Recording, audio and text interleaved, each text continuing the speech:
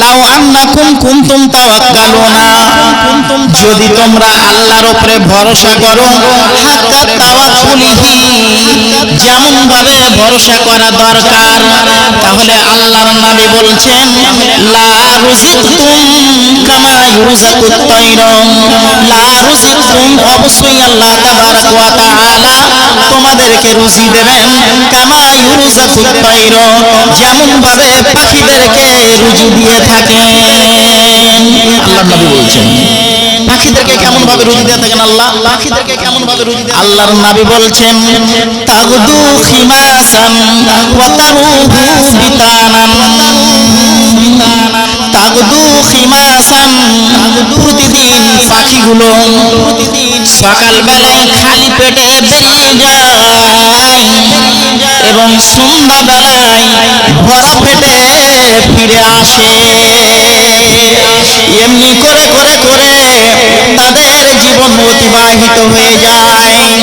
আল্লাহর নবী বলছেন যে কোনো মানুষ যদি আল্লাহর উপরে ভরসা করে, তাহলে যেমন পাখিদেরকে আল্লাহ তাবারক ওয়া তাআলা রুজি দিয়ে থাকেন, সেই রকম রুজির ব্যবস্থা আল্লাহ তাবারক ওয়া তাআলা করে দেবেন এবং আপনাকে যে কোনো বিপদ থেকে আপনাকে উদ্ধার করবে।